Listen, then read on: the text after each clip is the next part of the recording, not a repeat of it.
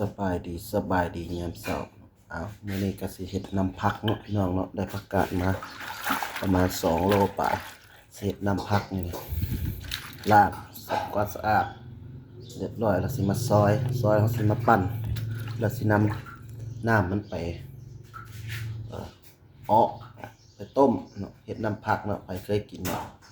เบิ่งเด้อเบิ่งนำกันเด้อเฮ็ดแบบไปพี่น้อง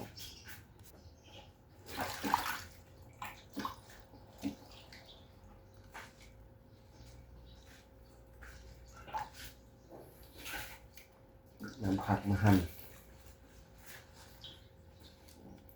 ซอยผักนี่แหละ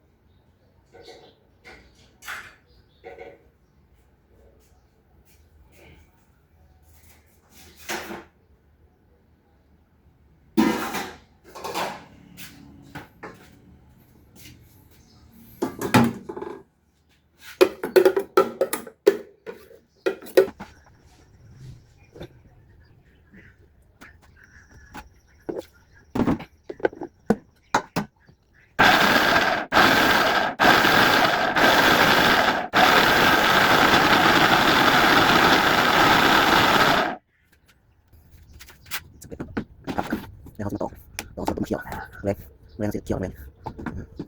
มีเกี่ยวกับคนเนาะเอาปั่นสำเร็จเรียบร้อย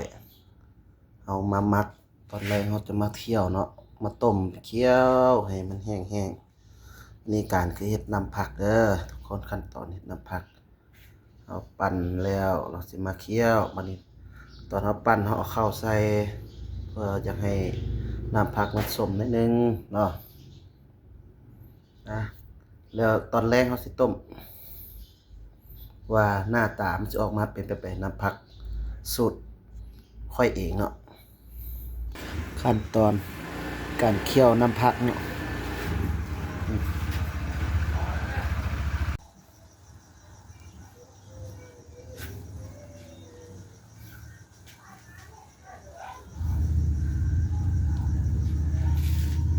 ขั้นตอนเคี่ยวน้ำผักเนาะพี่น้องเนาะ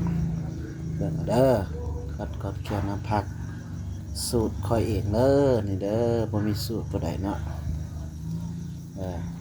หลังจากเราปั่นแล้วเรามาเคี่ยวต้มคนเพื่อบ่ให้มันไหม้เนาะคนไหม้จะเสียน้ำผักเด้ออันนี้ครับต้องคนหลังจากเราเคี่ยวมันได้ที่มันจะเข้ากับปุกบัดนี้โอ้หอมพี่น้องหอมเลย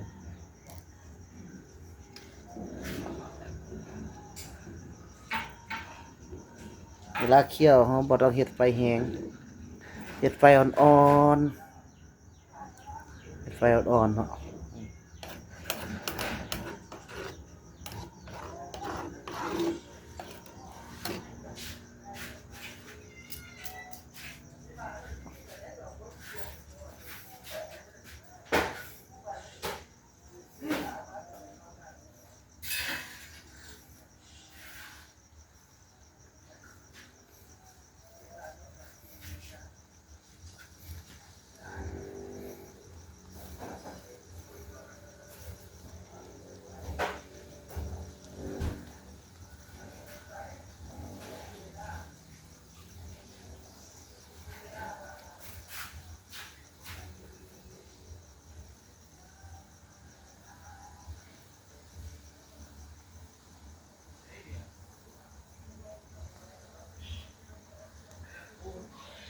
เข้ากินน้ำก็พอสิแจ้งเข้าอันนี้นะ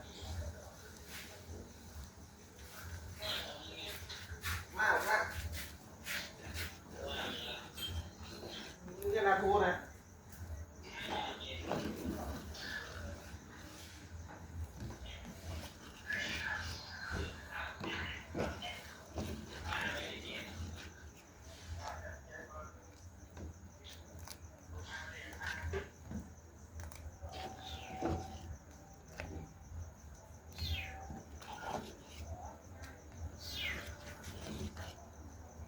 เอาออกนะ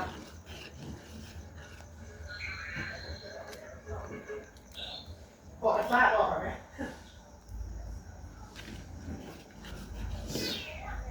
เยี่ยมกว่าน้องซื้อเข่าเตะออก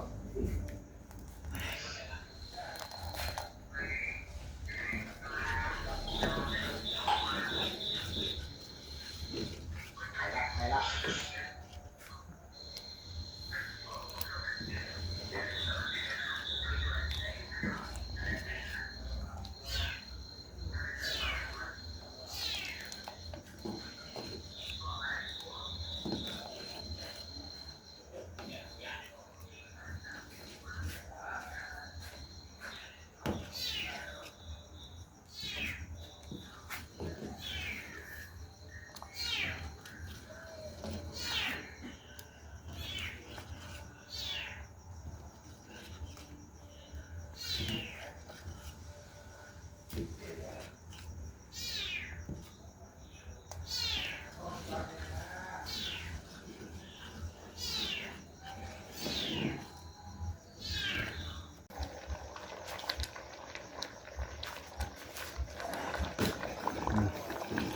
เคี่ยวมาได้แล้วพี่น้องเอ้ยโอ้เหนียวตุ้ยๆเลยโอ้ยตัวแล้วโอ้ยตัวแล้วเฮ็ดน้ำแก้วกินได้พี่น้องเด้อแก้วน้ำผักสูตรนี่ค่อยบอกให้เรียบร้อยละละเอียดเรียบร้อยละสูตรน้ำผักค่อยเฮ็ดเอง